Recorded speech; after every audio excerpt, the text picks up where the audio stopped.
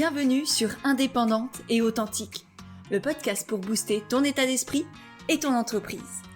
Je suis Pêche et j'accompagne les entrepreneurs à croire en elles, à développer leur activité et à garder un état d'esprit positif et motivé.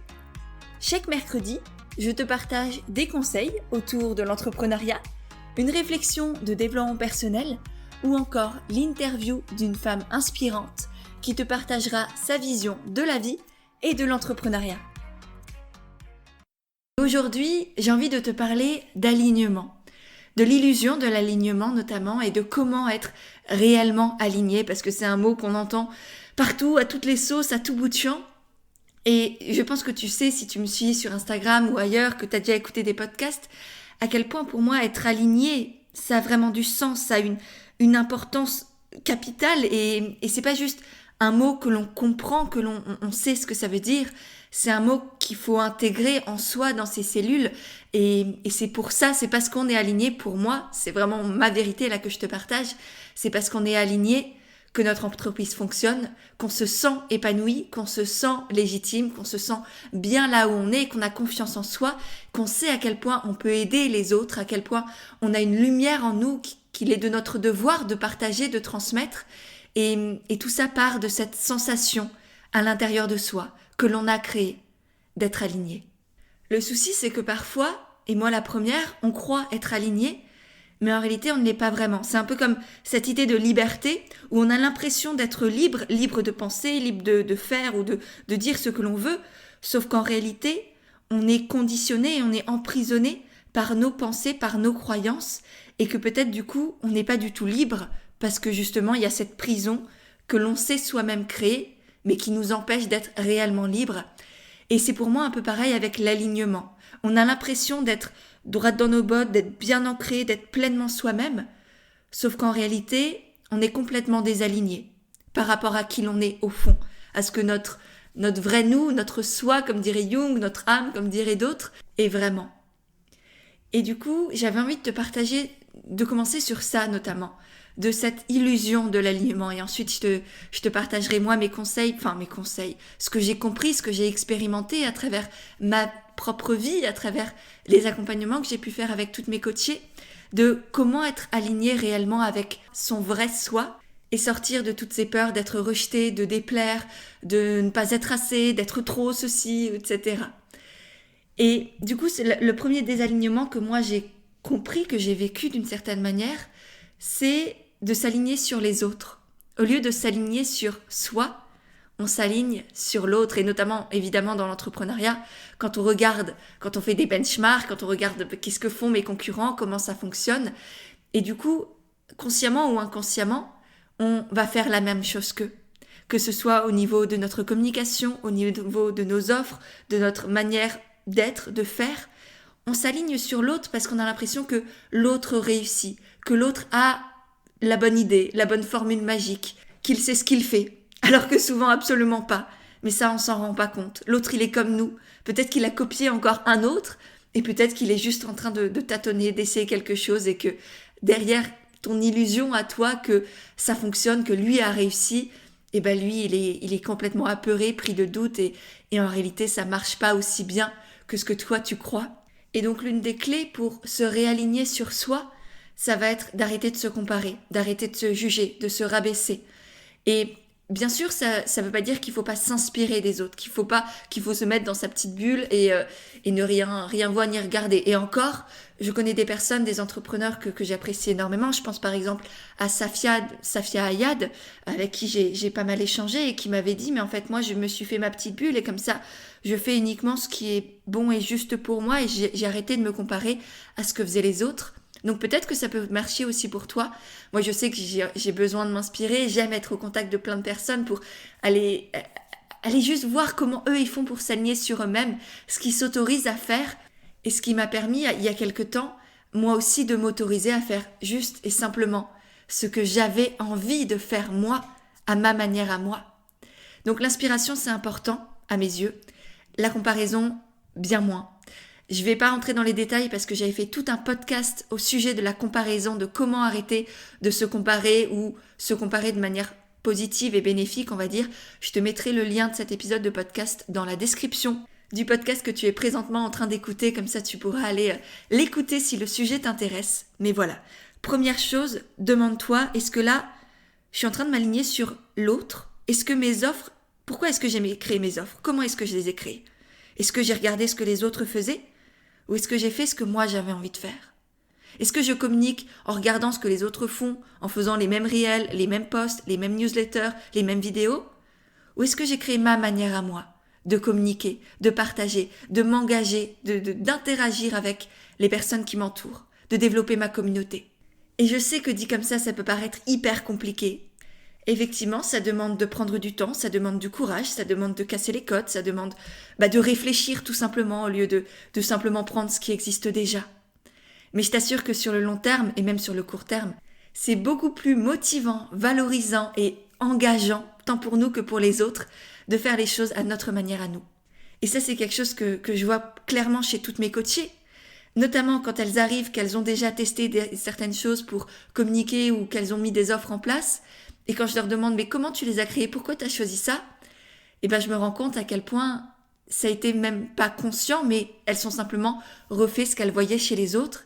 Et quand ensemble, on va creuser pour voir comment est-ce que toi tu veux faire en fonction de tes valeurs, de ta personnalité. Comment on va faire pour que ce soit vraiment juste, aligné, bénéfique pour toi, que ça te nourrisse de l'intérieur et qu'en même temps ça permette à tes clients de te découvrir, d'avoir accès à toi naturellement, pas que tu es allé à gratter aux portes, à faire la vendeuse de tapis. Donc que tes clients te choisissent pour qui tu es, qui te choisissent sans hésiter, et qu'en même temps, tu sentes au fur et à mesure que tu es utile, que tu as ta place, que tu fais entendre ta voix, que tu n'as plus peur d'être là. Et c'est magnifique parce que ça change ta vie, ça change ton activité, ça fait en sorte que tu crées ta réussite à toi. Et puis ça change tes relations, ça change, c'est vraiment très beau, très fort et une simple prise de conscience sur à qui je m'aligne là aujourd'hui, ça peut avoir un immense impact dans toutes les sphères de ta vie. Donc voilà, première source de désalignement, on va dire, c'est quand on s'aligne sur l'autre. Ensuite, deuxième source pour moi, c'est quand on est aligné sur une ancienne version de soi. Sur la soi qu'on était il y a 1 an, il y a 2 ans, il y a 10 ans. Sur celle où on s'est forgé notre identité sur elle. Alors qu'entre-temps, on a évolué, on a grandi, on a développé d'autres capacités, d'autres loisirs, une autre vision de la vie. Et pourtant, on est resté celle que l'on était il y a quelques années, parce que c'est comme ça que les autres nous connaissent, parce que c'est comme ça qu'on se sent en sécurité ou valorisé. Et plus on continue de faire les choses que notre ancienne nous faisait, au lieu de faire ce que notre nous d'aujourd'hui aimerait faire, et là aussi, on crée un gouffre entre notre vrai nous, notre vrai soi, et la nous que l'on montre aux autres et que l'on se laisse vivre au quotidien. Donc voilà, demande-toi si tu es vraiment aligné sur qui tu es aujourd'hui ou si tu es encore bloqué dans ton identité que tu croyais avoir il y a quelques années et que tu t'es pas autorisé à lâcher, à laisser dans le passé pour t'autoriser à grandir, à évoluer, parce que c'est le propre de l'être humain, c'est le propre de la vie, et toi aussi, il faut que tu t'autorises à faire tout ça. Et la dernière source de désalignement pour moi, c'est quand on est aligné sur ce qu'on croit devoir être à l'instant présent. Par exemple, si tu as forgé ton identité, si tu t'es mis la casquette de la femme écolo, engagée, qui achète bio, qui est hyper naturelle, simple, etc., peut-être que tu t'empêches, par exemple, de gagner de l'argent. C'est quelque chose que je vois chez énormément de personnes que j'accompagne, que j'ai accompagnées. Dans les centaines d'entrepreneurs que j'ai accompagnés qui ont été à mes côtés, j'ai vu énormément de femmes comme ça, qui avaient ces valeurs de nature, de liberté, de vie, d'une certaine manière, d'humanité. Elles s'empêchaient de gagner de l'argent, d'augmenter leurs tarifs. Elles s'empêchaient de se montrer, de communiquer, parce qu'elles pensaient que non, c'est pas naturel de faire ça, c'est pas bien de se montrer. Avoir de l'argent, c'est complètement en désaccord avec mes valeurs, avec ce mode de vie simple, naturel que je veux avoir. C'est pas ça la vie. Moi, je veux moins, le moins possible. Et c'est complètement ok. Mais tu peux être et l'un et l'autre. Tu peux être une femme simple, naturelle, engagée, et en même temps vouloir de l'argent, avoir de l'argent, te montrer sur les réseaux sociaux. Parce que plus on sera nombreuses à avoir ces valeurs-là et à en même temps gagner de l'argent, plus on va pouvoir changer les choses. C'est d'ailleurs pour ça que j'avais créé Argent Aimant, pour que des femmes comme toi s'autorisent à gagner de l'argent, entrent dans l'abondance, laissent leur peur de manquer, de ne pas mériter, de changer à cause de l'argent dans le passé, et que vraiment elles s'ouvrent à l'abondance, parce que c'est notre puissance aussi qui est ancrée là-dedans. Et donc c'est de ton devoir de tout t'autoriser à tout être, à tout faire, à tout créer, si ça t'appelle.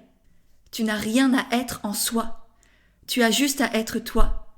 C'est comme ça que tu vas être aligné, et c'est grâce à ça que ton activité va marcher. Donc voilà pour les 4 sources de désalignement, pour moi, là, à l'heure actuelle, ma vérité. Quand on s'aligne sur les autres, quand on s'aligne sur une ancienne version de nous, et quand on s'aligne sur ce qu'on croit devoir être. Alors maintenant, c'est quoi être aligné pour moi ? La première des bases de l'alignement, c'est d'être aligné avec ses valeurs. Donc là, ça nécessite évidemment d'avoir fait un vrai travail sur ses valeurs. C'est quelque chose que je fais régulièrement en coaching, parce que je me rends compte à quel point c'est souvent fait en surface, alors qu'il y a vraiment des choses à aller creuser pour pouvoir les intégrer dans son activité, dans sa vie ensuite, pour vraiment les respecter, pas juste dire « moi, c'est la bienveillance ». Ouais, mais et dans ta vie, est-ce que tu es vraiment dans la bienveillance ? Dans tous les sens du terme de bienveillance. Avec les autres, avec toi. Avec ce que tu veux créer, avec qui tu as été. Est-ce que tu es vraiment aligné avec ça ? Moi, par exemple, je sais qu'une de mes valeurs, ça va être l'honnêteté, l'intégrité. Et du coup, ça signifie que dans ma vie, comme dans mon activité, je fais tout pour être la plus honnête, la plus transparente possible. Honnête avec moi-même, d'abord. Honnête avec vous, avec mes proches, ensuite. Et je pense que tu l'as vu si tu me suis depuis quelques temps, et notamment avec tout ce qui s'est passé ces dernières années. C'était très douloureux pour moi. Être aligné avec ses valeurs, c'est extrêmement compliqué parfois. Quand l'ensemble de la masse, tu as l'impression qu'elle va à l'encontre de tes valeurs, que tu es critiqué, que tu te sens complètement à côté du monde, eh bien moi j'ai décidé de ne jamais être à côté de moi, ou de toujours revenir à moi, de ne pas me laisser faire, de ne pas me laisser happer par cette masse qui te dit « Ah mais moi j'ai raison, toi tu as tort », et continuer d'incarner ces valeurs coûte que coûte, parce que c'est comme ça que je me définis aussi d'une certaine manière, et c'est pour ça que je suis fière de moi, que j'ai confiance en moi, parce que je respecte mes valeurs, mes engagements, mes promesses. Et que c'est pour ça, moi demain, si on me dit fais ça et que je le fais alors que c'est complètement désaligné, ok, je serai peut-être valorisée par l'extérieur. Mais dans ma tête à moi, ce sera un capharnaüm, ce sera le chaos total, parce que je ne pourrai plus compter sur moi-même. Et quand on ne peut plus compter sur soi-même, quand ne se fait plus confiance, quand on n'a plus d'estime de soi, forcément on n'a plus d'estime de rien ni personne non plus autour. On devient un pantin, parce qu'on croit quand même que l'extérieur est mieux que nous, et du coup on vit en mode survie, on sous-vit, au lieu d'accueillir cette vie et de l'honorer pleinement. Donc voilà, moi j'ai choisi d'être alignée avec cette valeur, notamment d'intégrité. Ensuite, deuxième source pour être aligné, ça va être avec ta personnalité. Avec qui tu es, avec ta manière d'être. Par exemple, moi je sais que je suis quelqu'un d'introverti. Et du coup, j'ai bâti toute ma communication, toute mon entreprise, mes offres, etc. aussi en prenant en compte cette caractéristique, ce besoin d'être toute seule, ce besoin de me recharger quand je suis seule, ce besoin de prendre mon temps, d'aimer écrire, etc. Et tout ça, j'en ai fait une force. Au lieu de me faire limiter par ma personnalité, j'ai décidé d'en faire une force pour rayonner. Même si c'est le côté extraverti qui est plus valorisé dans notre société, ça ne veut pas dire que je dois faire semblant de l'être. Moi, je suis comme ça et je l'utilise. C'est un fait, en fait. Ta personnalité, tu peux dire « Ok, c'est là ». Maintenant, soit je décide de le minimiser et d'essayer de rentrer dans la case qui est valorisée, soit je décide d'en faire une force, de dire « Ok, c'est ça, je suis là ». Je suis peut-être hypersensible, je suis peut-être hyper gaie, hyper joviale ou au contraire très renfermée sur moi-même. Et peu importe, ça c'est juste toi, ok. Et maintenant avec ça, comment est-ce que je le fais pour le valoriser, pour en faire une force dans mon activité ? Et c'est là où tu seras vraiment aligné, en respectant ta personnalité et ton énergie. Ensuite, l'alignement, ça vient aussi avec ta vision de la vie. Est-ce que tu respectes ta vision de la vie et de monde que tu veux créer ? Par exemple, pour moi, ma vision de la vie, du monde que j'ai envie, un peu utopique que j'ai, c'est d'avoir l'humain, l'être, le vivant au centre de tout. Et du coup, dans toute mon activité, l'humain est au centre de tout. l'humaine qui est en moi, l'humaine que je suis, les humains que j'accompagne, les humaines notamment que j'accompagne, et voilà le respect de la vie dans sa globalité, parce que c'est ma vision à moi, c'est mon idéal, et c'est ce que je veux porter.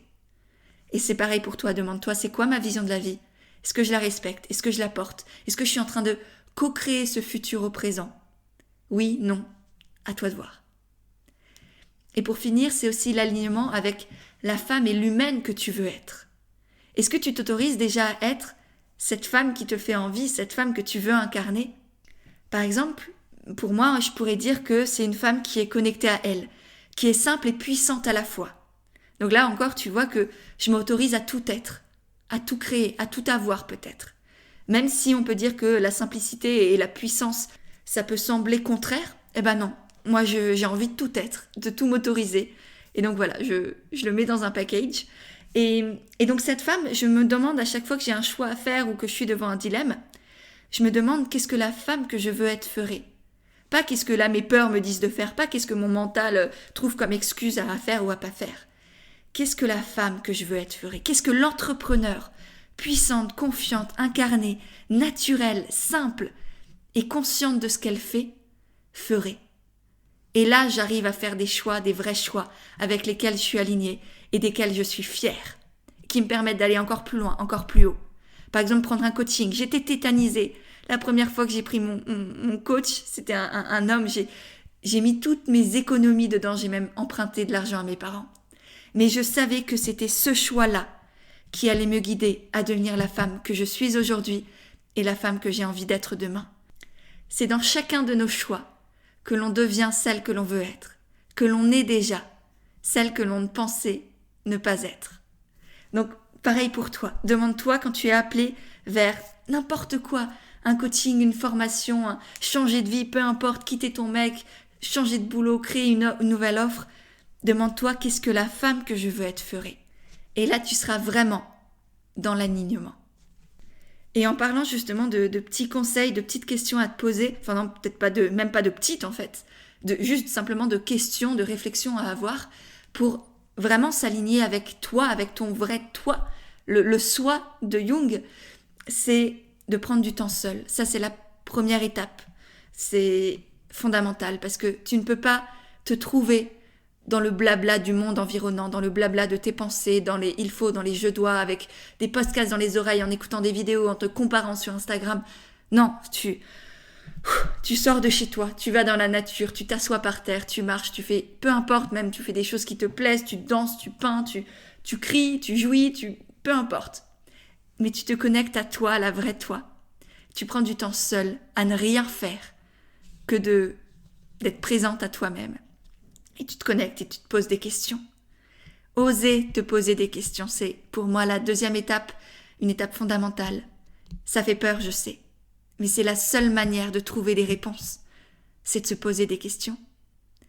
Et du coup, demande-toi pourquoi. Pourquoi est-ce que tu veux faire ça? Pourquoi est-ce que tu fais déjà ça comme ça? Tes offres, d'où est-ce qu'elles viennent? Ta communication, est-ce que ça te convient vraiment, la manière dont tu parles, dont tu échanges, dont tu interagis? Est-ce que ton entreprise te ressemble vraiment? Pose-toi ces questions avec honnêteté. Sans essayer de te juger, sans dire « Ah mais j'aurais dû, ah mais je peux pas, ah mes trucs ».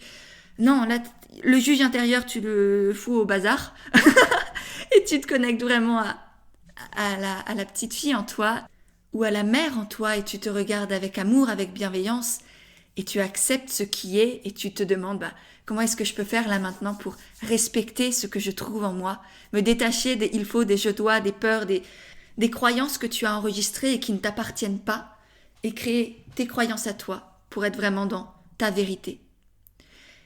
Et pour finir, j'aimerais quand même te rappeler que on a besoin de se désaligner pour s'aligner parfois. On a besoin de se perdre pour se trouver. Et c'est pareil dans tout, dans la vie et notamment dans ton activité. C'est en faisant des recherches constamment, en testant, en expérimentant, que tu pourras trouver ce qui est vraiment juste et aligné. C'est pas juste du mental, c'est une fois que tu t'es posé toutes ces questions, passe à l'action, regarde, comment ça vibre quand tu fais ça? Comment est-ce que tu te sens en faisant, par exemple, en postant ça, en vendant de telle ou telle manière? Est-ce que ça te ressemble? Est-ce que ça te met dans la joie? Est-ce que tu es fier de faire ça? Ou est-ce que là, tu es peut-être encore en train de copier, de t'inspirer un peu trop fort d'autres personnes? et reviens toujours à toi. Je sais que c'est pas facile et d'avoir cette prise de recul, c'est aussi pour ça que le coaching est essentiel. Ça te permet justement de regarder un peu plus haut qui tu es et ce que tu fais, d'avoir des prises de conscience et ensuite de pouvoir réaligner les choses tout en ayant ce regard extérieur qui te soutient, qui te motive, qui est là quand ça va et quand ça va pas. Et pareil, si tu rejoins un coaching de groupe comme Envole-toi par exemple, tu auras en plus toutes les autres femmes qui seront là à tes côtés, les autres entrepreneurs, femmes ou hommes d'ailleurs, peu importe le genre, mais qui seront là, qui te motiveront, qui te soutiendront, qui vivent la même chose que toi au quotidien. Et ça aussi, ça fait un bien fou. Sans parler évidemment de l'effet miroir qui te permet d'avoir des prises de conscience, des déclics assez magiques. Et évidemment de l'énergie du groupe qui change tout, vraiment. Et moi, c'est pour ça que je suis tombée aussi amoureuse des accompagnements de groupe. C'est parce qu'il y a une puissance, il y a une conscience, il y a une confiance qui se crée, qui est beaucoup plus fort que dans un accompagnement individuel, par exemple. Donc voilà, tu as tous les bénéfices de l'accompagnement individuel, en tout cas chez moi, parce que je vous connais, je vous suis, je vous motive, je sais qui tu es et quelle est ton activité. Et en même temps, tu as cette puissance, ce soutien du groupe, ce réseau d'entraide, de partage ensuite qui est phénoménal. Donc voilà pourquoi c'est si précieux un coaching de groupe aussi, et qui te permet de te réaligner, de continuer à te trouver un peu plus chaque jour, pour créer cette activité qui te ressemble, qui est utile, qui est pérenne, qui est humaine en même temps, et dans laquelle tu te sens bien, de laquelle tu es fier, et qui du coup a forcément beaucoup plus de clients, et grâce à laquelle tu sens que tu as créé ta réussite à toi. Et d'ailleurs, en parlant du coaching, la prochaine session commence très bientôt, donc si tu as envie de rejoindre l'aventure, je te mettrai le lien pour découvrir le coaching, l'accompagnement Envole-toi dans les notes de l'épisode. Tu vas voir, c'est une aventure magnifique, donc si ça t'appelle, je t'invite au moins à jeter un œil et à nous rejoindre si effectivement tu sens l'élan de ton cœur qui te dit oui, vas-y, mets tes peurs de côté et dis-toi oui. Et sur ce, eh bien, je crois que j'ai fini mon épisode de podcast. J'espère vraiment que ça t'a plu, que ça t'a apporté des conseils, des déclics, que ça t'a rassuré peut-être sur certaines choses. Si c'est le cas, n'hésite pas à le partager sur Instagram. C'est vraiment, d'une part, la meilleure manière de me soutenir pour le faire connaître, et d'autre part, la meilleure manière aussi d'aider d'autres personnes à avoir ces prises de conscience et à avoir une vie et une activité plus alignées, plus sereines et plus humaine. Donc voilà, je te remercie sincèrement et vivement par avance pour tes partages, pour ton soutien. J'ai hâte de te retrouver dans Envole-toi si tu décides de prendre ton envol. Et sur ce, je te dis à mercredi prochain pour un nouvel épisode d'Indépendante et Authentique.